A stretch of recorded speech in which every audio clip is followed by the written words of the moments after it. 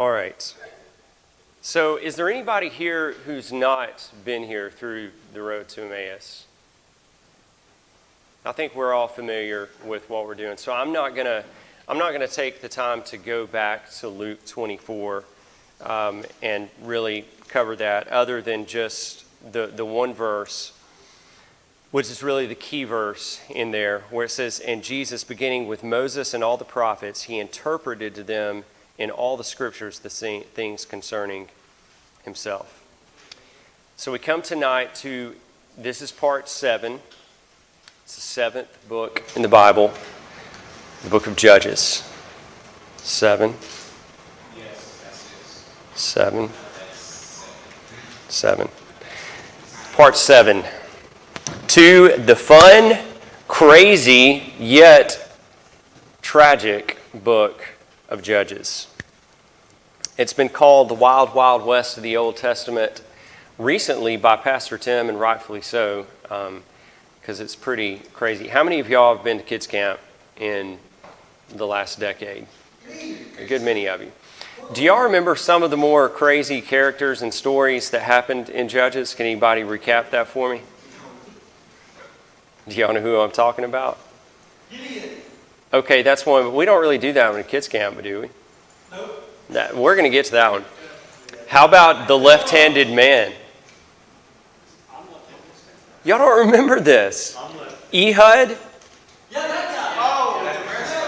Eglon, the fat, very fat king. And Ehud sneaks himself into the king's chamber. And Ehud is one of the judges. He's a deliverer. And he rams the sword into fat King Eglon's belly. And the fat closed around the hilt. And then my favorite part, the dung came out. So, dung. What is a dung? It is a poop. A poop. He's good try.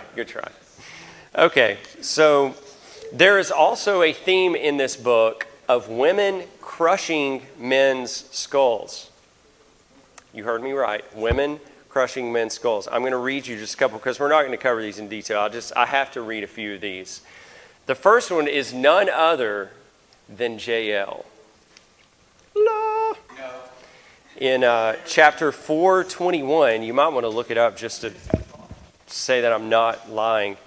Then Jael, Heber's wife, took a tent peg and placed a hammer in her hand and went secretly to him. He was asleep, by the way, in her tent, and drove the peg into his temple, and it went through into the ground, for he was sound asleep and exhausted, so he died. So then Deborah said, I've got to write a song about that, a worship song to the Lord. And so in chapter 5:24, she writes this, and it's a song. Most blessed of women is Jael, the wife of Heber the Kenite. Most blessed is she of women in the tent. For he asked for her water, and she gave him milk. In a mighty bowl she brought him curds. She sent forth her hand for the tent peg, and her right hand for the workman's hammer. And then she beat Sisera, she smashed his head, and she crushed and pierced his temple. Between her feet he bowed, he fell, he lay. Between her feet he bowed, he fell. Where he bowed, there he fell, violently devastated. So I think we should add that as the last verse of Amazing Grace and sing it on Sunday mornings. What do y'all think? I agree. That's not the craziest one, though.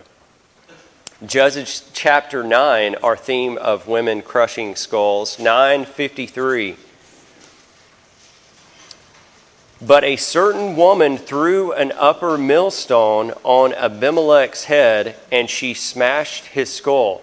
And then it gets really funny. Listen to this. Then he quickly called to the young man, his armor-bearer, and said to him, Draw your sword and put me to death, lest they say of me, a woman killed him. So the young man pierced him through, and he died. So if you didn't notice, the men were really struggling during this time, and really they were. Like God was like delivering them through women like Deborah, because none of the men would stand up and do the fighting.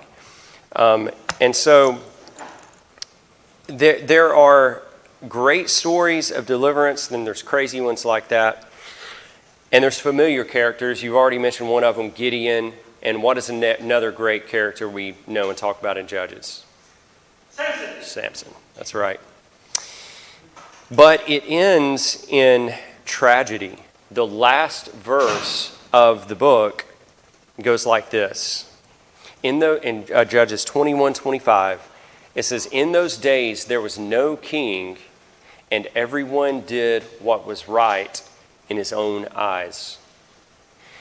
That's not a good thing, by the way. If that would make a great Disney movie, follow your heart and your dreams will come true. But as we know, and as we'll see in Judges, and as we see all over the Bible, man's heart is desperately good, desperately deceitful, wicked, yes, fill in the blank with a bad word. Anyway. So let's start with the when. When did the events of Judges take place? The events of Judges took place between around 1300 BC to around 1000-ish BC. So 1300 to 1000 years before Christ. The two main characters in the Bible they come between are, you could say, it starts with kind of the death of Joshua and it ends before Saul is made king. So those are kind of your bookends there in Judges. So that's the when. Now the who, and Drew already brought this up. Who were these judges? What did they do? He already asked the question. What do you think of when you think of a judge? A hammer. But JL was a good judge then. She used that hammer well. No. Guilty, courtroom, judging between cases, deciding on penalties, judgments, all of that. Sure. And they did that. And we saw this, you would see this. Moses did this. The people of Israel would come to him for judgments on cases. Hey, we've got this conflict with these people, whatever it was. And he would sort through those. And the judges did that. Later we'd see the kings do that. That's where Solomon asked for wisdom from the Lord. Give me wisdom to know how to rule rightly with these people. And so the judges would do that, but we don't hardly see that at all in the book of Judges. Their other role and function, which is mainly what we see in the book of Judges, is that they are deliverers. Deliverers through military might. Judges really hits the high points of them delivering the people of Israel. And so, there'll be a lot of times when they'll say, and there was 20 years of peace, and there was 40 years of peace, and this judge judged for, 20 years or whatever. And it doesn't really tell us what happened because it was times of peace. So that's what they did. So let's turn to chapter 1 of Judges. And it seems to start really on a good note. It seems that they have some resolve, especially at the end of Joshua. How many of y'all have ever heard the verse, choose you this day whom you will serve? As for me and my house, we will serve the Lord. How many of y'all have seen that on a plaque, heard it, read it, whatever? We used to have it on our front door growing up as a kid. I'd see it every time I would go in there. And so it's a charge to the people of Israel. As for, choose you this day. Whom are you going to serve? As for me and my house, we're going to serve the Lord. And the people, they answer back and say, with a lot of gusto and resolve, it seems, and say, far be it from us that we should forsake the Lord to serve other gods. So from a human perspective, it seems it starts on a good, strong note. And even in chapter 1, if we'll pick up in verse 1 of chapter 1, now it happened after the death of Joshua that the sons of Israel asked of Yahweh, and I'm reading the Legacy Standard Bible, and so it translates Lord as Yahweh, saying, who shall go up first for us against the Canaanites to fight against them. And Yahweh said, Judah shall go up. Behold, I've given the land into his hand. So it's almost like they're saying, hey, who's going to get in line first? And take this charge to finish the conquest of Canaan, which is what they were charged to do, to drive out these inhabitants from the land and to finish the conquest of the promised land. And they start on a good note. And for the first 7 verses, Judah is doing great. He's winning victories. Everything's going great. It's doing good. And then we come to verse 21. And in verse 21, it says, But the sons of Benjamin did not dispossess or drive out the Jebusites who lived in Jerusalem. And you go down to verse 27. But Manasseh did not drive them out. 29. Ephraim did not drive the Canaanites out. Zebulun did not drive out the inhabitants of Kitron. Asher did not drive out the inhabitants. Naphtali did not drive out the inhabitants. The Amorites pressed the sons of Dan into the hill country. And so just like that, after a few verses, all that resolve and all that optimism collapses with a resounding thump. So, just as you could even say this, I think, kind of alluding to something that Heath talked about 2 weeks ago, kind of making a parallel between what was going on in the garden and what was going on here. You could say, just as Adam failed to drive the serpent out of the garden, the children of Adam, or the children of Israel, failed to drive out the children of the serpent from the promised land. The pagans, they did not drive them out. But we know that in Genesis 3, one was prophesied to come who would not only drive out the serpent, but who would crush his head, namely Jesus Christ. So, my kids can tell you, a lot of people would think that my favorite music to listen to is like modern Christian music. And I listen to very little of that. Like, Drew does a great job picking what we do on Sunday mornings, and a lot of that stuff I do listen to and I enjoy, and it's good, solid doctrinally and biblically and musically and all that. Most of the Christian music I listen to is more like older stuff, like Rich Mullins, and then some of this new stuff like Andrew Peterson. But they would tell you 9 times out of 10, when we're at home and I'm just putting something in the background music, what do I listen to? Lord of the Rings, which is movie theme music. I've got like a Pandora, I've got a Lord of the Rings station, I've got a John Williams station, I've got a Hans Zimmer station, I've got a James Horner station, I've got all these different stations that are different kind of veins of classical and orchestrated movie theme music. I love the stuff. And one of the things I love, music is so good at taking you, even with just a few notes, taking you and grabbing your mind and your heart and just putting them into a movie, a theme, a character, emotions about those things, and all that. Let's see if we can do this. I'm going to hum 5 notes, and y'all tell me what this is from. You can finish it out if you want to. Just 5 notes. You tell me what movie this is from and what you think of when you hear these notes, okay? Ready? Dun, dun, dun, dun, dun. What is it? You said it. Star Wars. And so what do you think of when you hear Star Wars? Yes.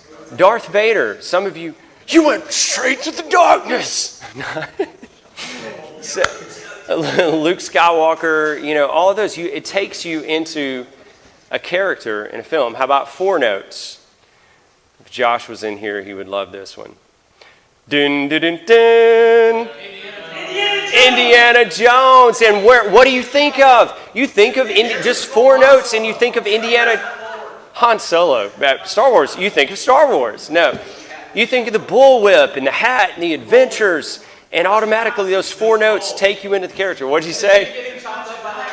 Yes, Nazis. Oh, punching Nazis. I thought you went straight to the darkness too. Okay, how about 2 notes? This gets a little trickier, but I think you'll get it. Okay, 2 notes. Ready? Doo-doo. Yes, 2 notes, and it takes you right to this villain. And if you're in the water, you get chill bumps and you get out of the water. I love this about music. See how it only takes just a few notes from the main theme to completely draw you in to a story.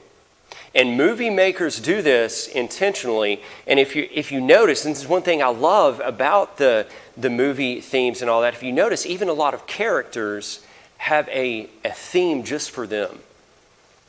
And if you'll notice, throughout the story arc, they'll loop sometimes just a few notes of that hero theme at just the right time in the movie to draw you in to who that hero would be and what that hero would do. And in a sense, I think this is what we're doing in this Emmaus road, is we're looking at all the times when the main theme and the hero theme, which are one and the same theme, it's Jesus Christ and his redemption, every time that's loops in the Bible.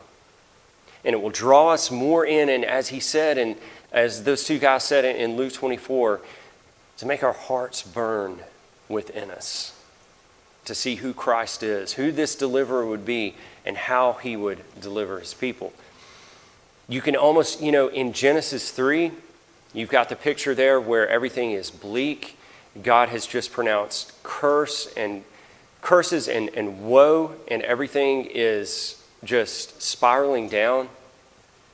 But then there's the proto-evangelion, the first gospel, where he says a man is coming who will crush the serpent's head. And it's almost as if you could hear that hero theme for the first time start to swell a little in the background, and then it would die away. And then in Genesis 15, when he makes his covenant with Abraham, and the flame and the torch pass through the carcass, and he says, if let happen to me what has happened to this animal, if either end of our deal is not upheld. It's telling us something about who this deliverer would be and how he would deliver. And so it swells there and dies away again.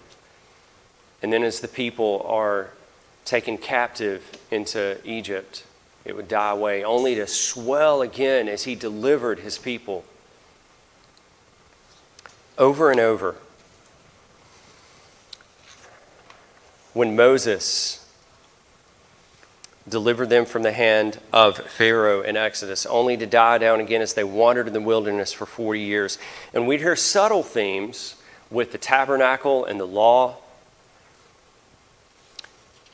the sacrificial system, each one telling of something of who this hero would be and how he would deliver.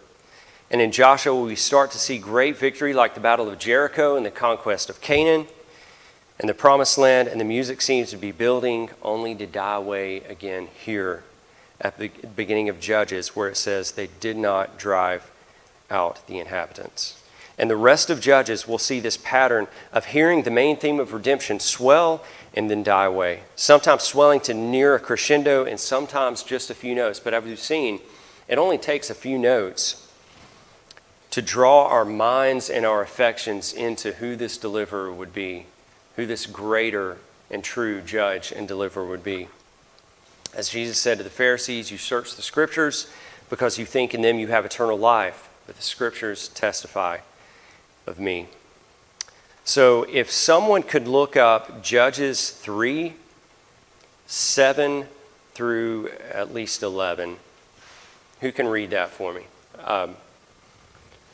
You. Jacob. Jacob I've loved, Esau I've hated. If you could read 3:7 through 11. The people of Israel did what was evil in the sight of the Lord. They forgot the Lord their God and served the Baals and Ashtaroth. Therefore, the anger of the Lord was kindled against Israel, and he sold them into the hand of Cushan, Rishathaim, king of Mesopotamia. And the people of Israel served Cushan and Rishathaim 8 years. But when the people of Israel cried out to the Lord raised up a deliverer for the people of Israel who saved them, Othniel the son of Kenaz, Caleb's younger brother. The Spirit of the Lord was upon him and judged Israel. He went out to war, and when the Lord gave Cushan Rishathaim, king of Mesopotamia, into his hand prevailed over Cushan Rishathaim. So the land had rest 40 years. Then Othniel the son of Kenaz died. And what does the next verse say?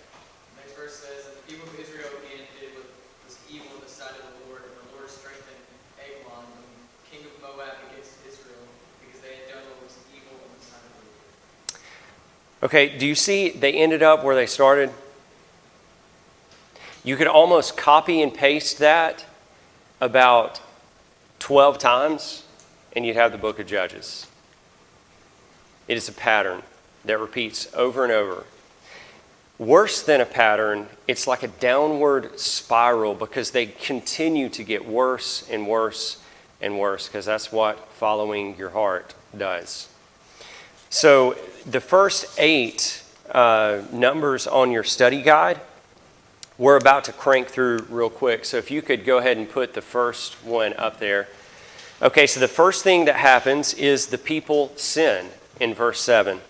And as it said here, and it's typical throughout the book, it's called sin, it was called great evil, and it was usually associated with them following after idols, foreign gods. Okay, so there you have the first one. The second, the Lord raises up enemies.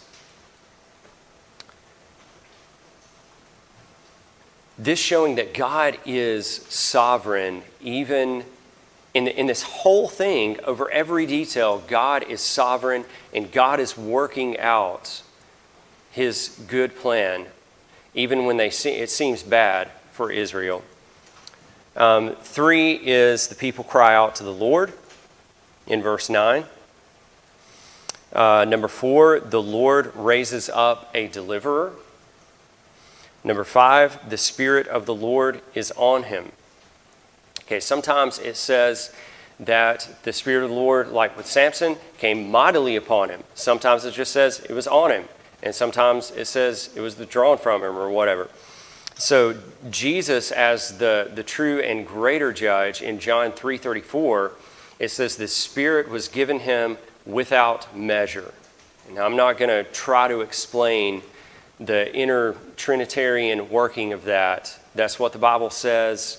He's the true and greater judge. It was given to him without measure. Not mightily, not some, without measure.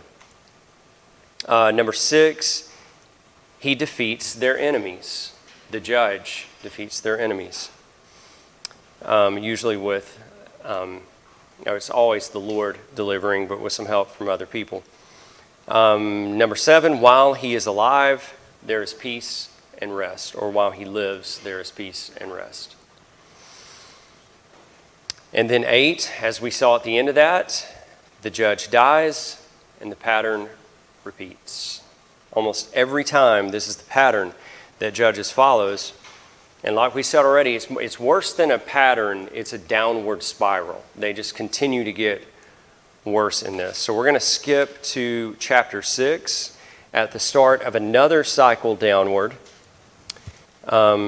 If someone could read, let's go ahead and read chapter 6. Someone could get verses 1 through 7. Do I? Okay, you can go ahead. I'll get you in a minute, Emma. 6, 1 through 7? Yeah.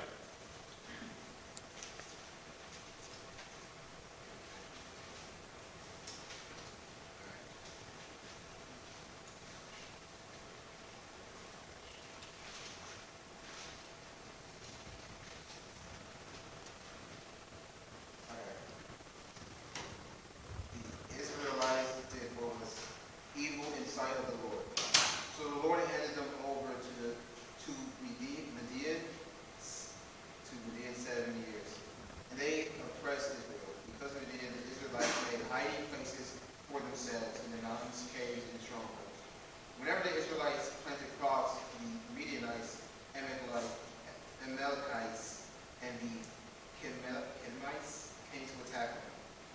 They encamped against them and destroyed the produce of the land, even as far as Gaza. They left nothing for the Israelites to eat, as well as no sheep, ox, or donkey. For the Midianites came with their cattle, and their tent was a great swarm of locusts. They and their camels were without number, and they entered the land to waste it. So the Israelites became poverty-stricken because of Midian. And the Israelites cried out to the Lord. So when the Israelites cried out to him because of Midian, keep on. Was that 7? Yeah. Okay, I was at probably like 7a was where I was going to stop. Okay, so here is, I wanted to read that because I wanted you to see how bad this was. Did y'all catch what was going on? That the Midianites, you ever seen, what is the movie, The Bug's Life? And it's the locusts. That's what it's like, is the locusts would come in every time harvest would come in, and they would take all the food. And that's literally, it called them like swarms of locusts, and that's what they're doing, is they are coming in, and can you imagine that? You finally get a little food on the table, and then people come in and they not only raid your pantry and your refrigerator and your garden in the backyard, but Walmart and the grocery store, and every chance you have of getting food, they take your food. And this is life or death. One of the reasons I bring it up is I want you to be thinking, as we're looking through some of the enemies that Israel had, I'm going to ask you a question at the end. Who do you think they needed delivering from the most? And I want you to be thinking about that as we're going through it. But I wanted you to see and kind of get a little taste of what they were dealing with here. It really was a desperate situation. So the Lord raises up Gideon. Gideon has a slow start, and he seems to doubt the Lord, but the Lord grows his faith, continues to work. So let's pick up the story in chapter 7. If someone could read chapter 7, verse 1 and 2. Go ahead, Emma.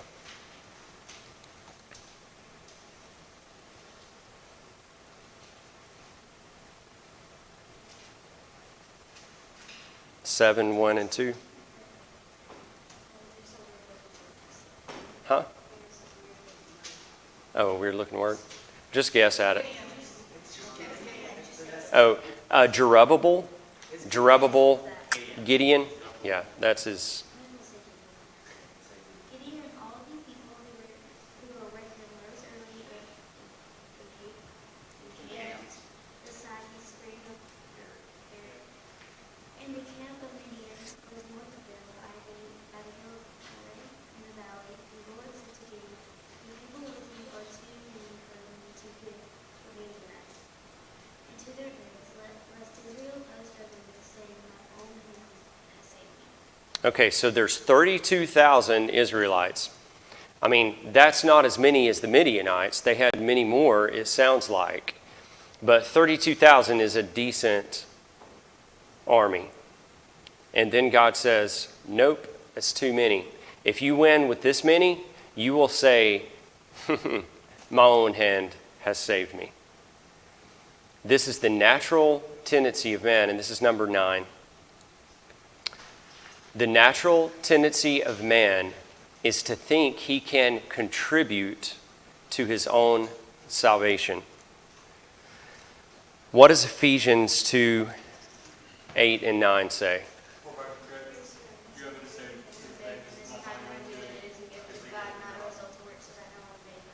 So that no one may boast. It's a gift of God, not of works. The only thing we contribute to it is our sin. And so if you want to boast in that, there's nothing left to boast in. We can't contribute anything to our own salvation. And this is that theme. You see just a few notes here in that theme, but you see it begin to play in the story of Gideon, that theme of redemption. So he has all the, and I'll just recap this without reading it. So he says, no, there's too many. And so right off the bat, he sends 22,000 home. And so he's got around 10,000 left. And the Lord says there's still too many. So this is weird, but he has all of the men drink from water. And 300 of them lap it up like a dog. And they get on one side. And then the rest of them, which would have been around 9,700, they scoop it up like this and drink like that, like a normal person. So, which side does God say, that's your crew, go take them and fight the Midianites? The dog lappers. I don't think that's a compliment. I don't think lapping like a dog is saying, oh, those are that's the elite crew right there, they got it. Which probably would go with other themes of how God chooses in the Bible. It's not because we're the best. He loves us because he loves us. And chooses us because it pleases him to do so. So, Judges 7:16 through 21. I will read this one real quick. Judges 7, you can read along with me if you want to. Judges 7:16. And he divided the 300 men into 3 companies, and he put trumpets and empty pitchers into the hands of them all, with torches inside the pitchers.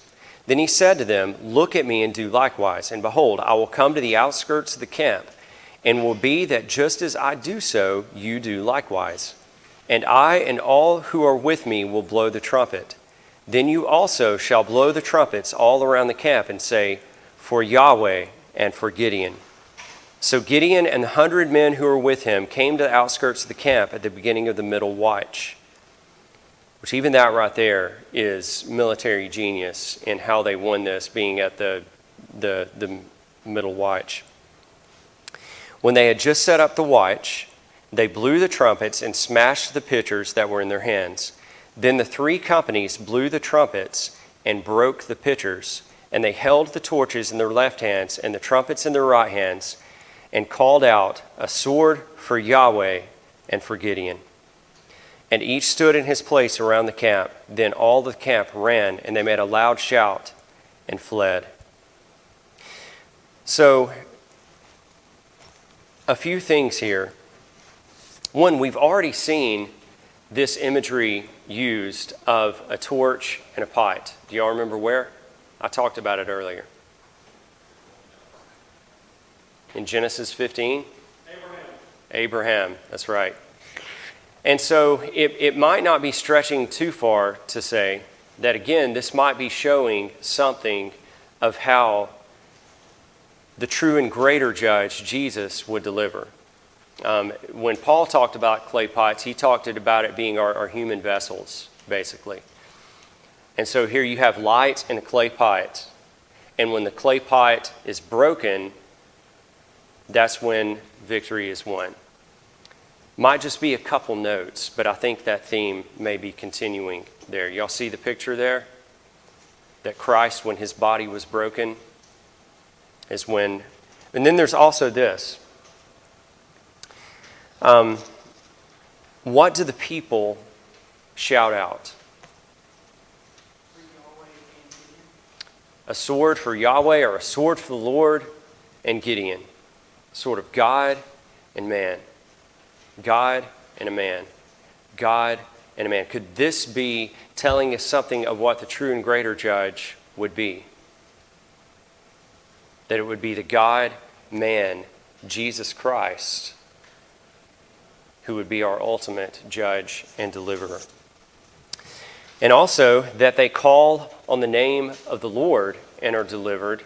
As Paul would write later, whoever calls on the name of the Lord will be saved. The music would swell in triumph here, only to die away again, as Gideon ultimately would fail and lead them later into idol worship.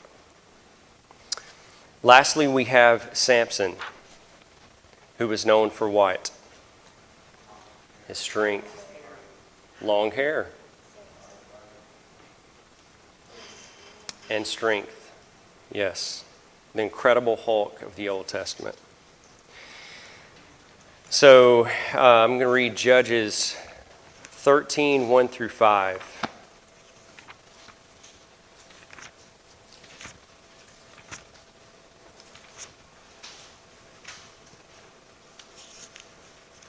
I want you all to listen to this and see if you see any parallels with anything else in the Bible.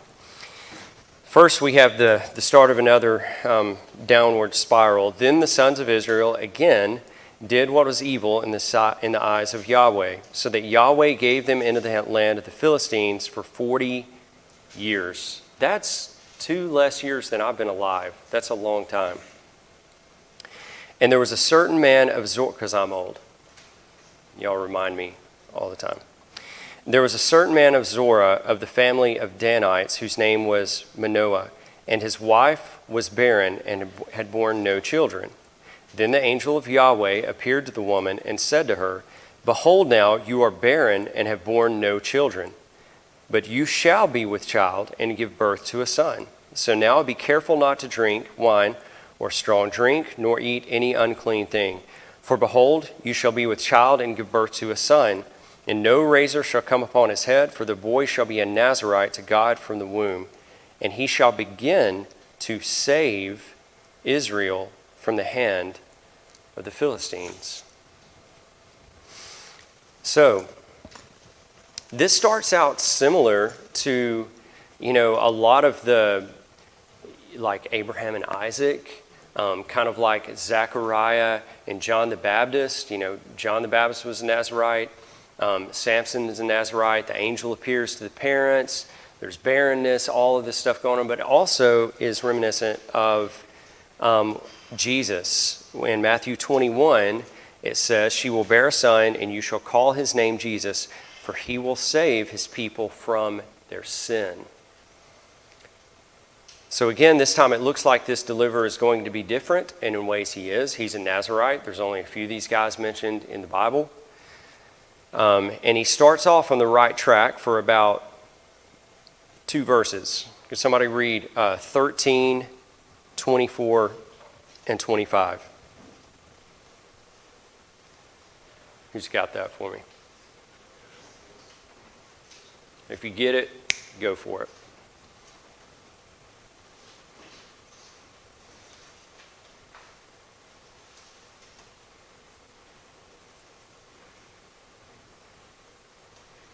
What's the verse? 13, 24, and 25.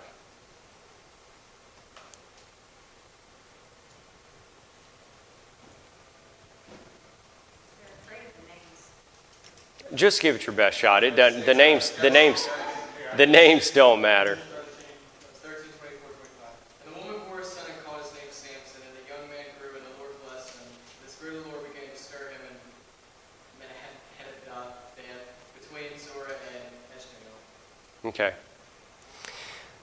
So the Spirit of the Lord began to stir him. And then in 14, 1 through 3, what does it say? This is right after that. Then Samson went down to Timnah and saw a woman in Timnah, one of the daughters of the Philistines, the enemy. So he came back and told his father and mother, I saw a woman in Timnah, one of the daughters of the Philistines. So now take her for me as a wife. But his father and his mother said, Is there no woman among the daughters of your relatives or among all our people that you go to take a wife from the uncircumcised Philistines? But Samson said to his father, Take her for me, for she is right in my eyes. I think he said it like that. So just like that, already he's off track, okay? But the Lord still uses him, as we'll see in chapter 15, 14 through 18. And this is pretty familiar for most of all. So for most of y'all, it should be pretty familiar. And I'm going to skip through a lot of this. But It says, when he came to Lehi, the Philistines shouted as they met him, and the Spirit of Yahweh came upon him mightily. And there's that Spirit of the Lord coming upon mightily and all that. So that the ropes that were on his arms were as flax that is burned with fire, and his bonds dropped from his hands. And he found a fresh jawbone of a donkey, so that he sent forth his hand and took it and struck down 1,000 men with it. And Samson said, with the jawbone of a donkey, heaps upon heaps. With the jawbone of a donkey, I have struck down 1,000 men. And then in verse 18, then he became very thirsty, and he called to Yahweh and said, you have given this great salvation by your hand of your slave. So he recognized, one, the Spirit of the Lord came upon him and provided his strength. Okay, and he saw that it was God that had won the victory. Even Samson said, yeah, you did it through me. I'm your slave. You did this. But well, it's funny how a lot of the depictions and illustrations you see of Samson, he's always what? Totally jacked. Just... And, the Bible gives us no indication of that. It doesn't tell us either way. Like, Cortland's back there flexing. I mean, most people would say he looks like, well, never mind. But it doesn't say either way. It just says that the Spirit of the Lord came on him, and the Lord brought about the victory. It never says that Samson's strength came from his own. All right, so now I'm going to read a big section here, Samson and Delilah. And it is like, and I skipped one section. We don't have time. I skipped one section already that had to do with his first wife. And it was like some messed up reality romance show or something. I mean, it's like, and this gets even worse. But I want to read it just so, even though a lot of you know the story, because I want to make a point with it, because there is a point with it. Then Samson went to Gaza and saw a harlot there and went into her. And it was told to the Gazites, saying, Samson has come here. So they surrounded the place and lay in wait for him all night at the gate of the city. And they kept silent all night, saying, let us wait until the morning, then we'll kill him. But Samson lay until midnight, and at midnight he rose and seized the doors of the city gate and the 2 posts and pulled them up along with the bars. And then he put them on his shoulders and brought them to the top of the mountain, which is opposite Hebron. Now it happened afterwards that he loved a woman in the valley of Sorek, and her name was Delilah. And the lords of the Philistines came up to her and said to her, entice him. See where his great strength lies, and how we may overpower him, that we may bind him and afflict him. Then we will give you 1,100 pieces of silver. So Delilah said to Samson, please tell me where your great strength is, and how you may be bound to afflict you. And Samson said to her, if they bind me with 7 fresh cords that have not been dried, then I will become weak and be like any other man. Then the lords of the Philistines brought up to her 7 fresh cords that had not been dried, and she bound him with them. Now she had men lying in wait, sitting in an inner room, and she said to him, the Philistines are upon you, Samson. But he snapped the cords as a string of tinder snaps when it touches fire, so his strength was still known. Then Delilah said to Samson, behold, you have deceived me and told me lies. Now please tell me how you may be bound. So she's lied to him once. And he said to her, if they bind me tightly with new ropes, which have not been used for work, then I will become weak and be like any other man. So Delilah took new ropes and bound him with them and said to him, the Philistines are upon you, Samson. And now the men lying in wait were sitting in the inner room, but he snapped the ropes from his arms like a thread. Then Delilah said to Samson, up to now you have deceived me and told me lies. Tell me how you may be bound. I mean, the insanity of this, right? I'm mad at you because you're not telling me how to kill you. There's a way to kill you. I know it. You're not telling me, and I'm angry. This is literally what she's saying, and it is insanity that he keeps doing it. Now it happened when she pressed him daily with her words and urged him that his soul was annoyed to death. I like the way this version is that? Annoyed to death. So he told her all that was in his heart and said to her, a razor has never come on my head, for I have been a Nazirite to God from my mother's womb. If I'm shaved, then my strength will leave me, and I will become weak and be like every other man. And Delilah saw that he had told her all that was in his heart. So she sent and called the lords of the Philistines, saying, come up once more, for he has told me all that is in his heart. Then the lords of the Philistines came up to her and brought up the silver in their hands. Then she made him sleep on her knees and called for a man and had him shave off the 7 locks of his head. Then she began to afflict him, and his strength left him. She said, the Philistines are upon you, Samson. And he awoke from his sleep and said, I will go out as other times and shake myself free. But he did not know that Yahweh had left him. Then the Philistines seized him and gouged out his eyes. And they brought him down to Gaza and bound him with bronze chains. And he was a grinder in the prison. Why? Why would he do this? Over and over and over, she has lied to him and betrayed him, and he keeps falling for her. The point, and it's an object lesson for us and for Israel, Samson was the hero and the deliverer that Israel deserved. Because just as Samson was always pursuing and falling for these foreign women to his ruin, Israel was continually falling for foreign guides to their ruin. Over and over and over. And it was insane. It was more insane what the Israelites were doing than what Samson was doing. And it's like God is giving them a picture. This is what you're doing. And it's insane. And it's insane when we do it as well. When we fall for temptation, looking for happiness, fulfillment, pleasure, whatever it is, when only Christ, only God, is the true source of joy and fulfillment. Jesus is not the hero that we deserve, nor is he the hero that they deserved, but he is the hero that we needed. Never once did Jesus not love the Lord with all his heart and all his mind. Never once did Jesus ever look at a woman in a wrong way. Never once.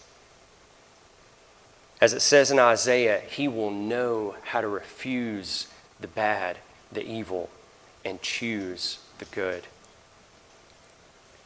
So I asked you earlier to be thinking about who it was that Israel needed delivering from the most. The most recent enemy we've looked at is the Philistines. We've had the Amorites, the Midianites, and the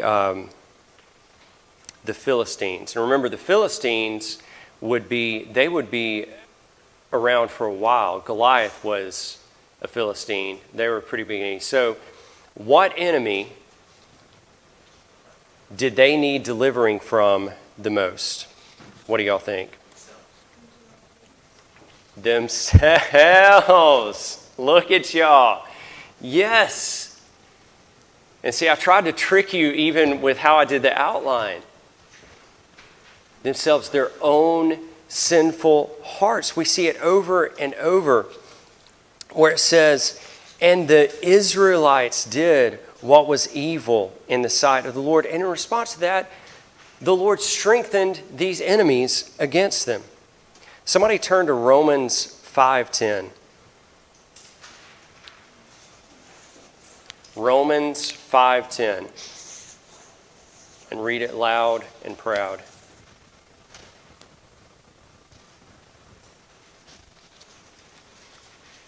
We're almost done. For if while we were enemies, we were reconciled to God by the death of his Son, much more now that we are reconciled, shall we be saved by his life. Who were the enemies? Us. We're the enemies of God.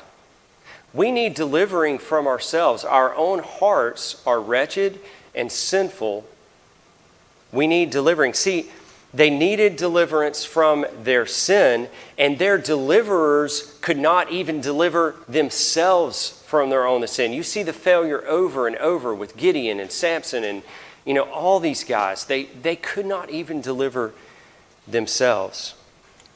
So let's finish the story. And I love this, 16:22. However, the hair of his head began to grow again after it shaved off. There's a glimmer of hope there.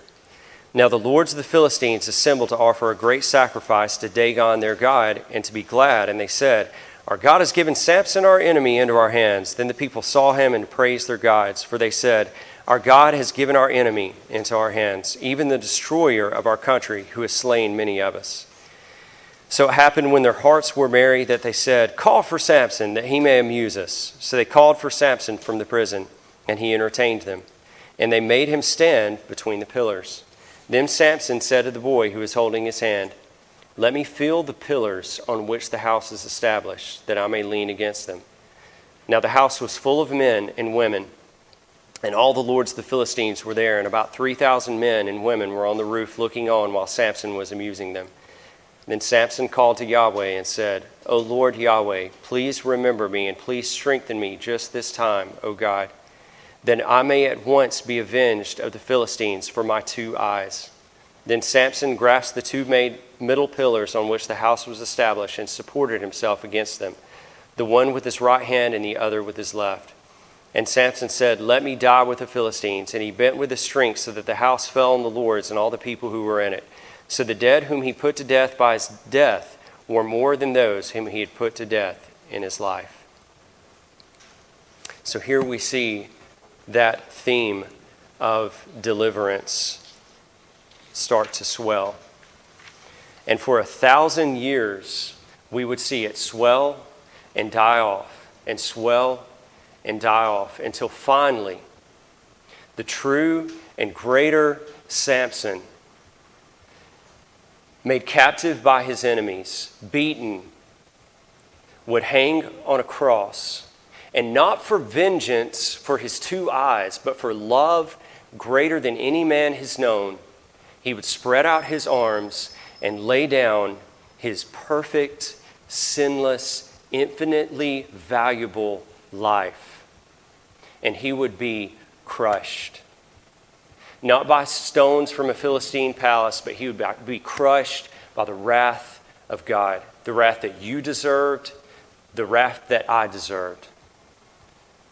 Isaiah said he was pierced for our transgressions. He was crushed for our sin. The punishment that brought us peace was on him, and by his stripes we are healed. All we like sheep have gone astray. The Israelites, the judges, you, me, but God has laid on him the iniquity of us all. Yes, just like Samson, Jesus' death won the greatest victory, the victory over sin and death. And here at his death, it would seem that it's all over. We've seen it 1,000 times in movies. The greatest battle, we think the hero's dead. The music is defeat. And then that hero theme starts to swell again. And a hand comes up out of the rubble, and the hero rises to ultimate victory. Why do we love those stories? I think it's because they remind us of the ultimate story of Christ and how he would deliver, how he would save. Lastly, Hebrews 7:25. See, no matter how many victories these judges won, that was part of the pattern, is they would die and they could no longer deliver. And the people would fall back into sin. But Hebrews 7:25 says that Jesus is able to save to the uttermost because he always lives to make intercession. I love that. Save to the uttermost. The judges were shadows and types of the true and greater judge, the Lord Jesus Christ. Let's pray. Father, we come to you and we thank you so much for Jesus and for his work. I pray that our hearts would burn within us in how this story weaves its way through the Old Testament, showing us who Christ would be and how he would deliver. Lord, I pray that it would drive us to you, drive us to repent and believe in the gospel, to love Jesus and to live for Jesus. We pray this in his strong name. Amen.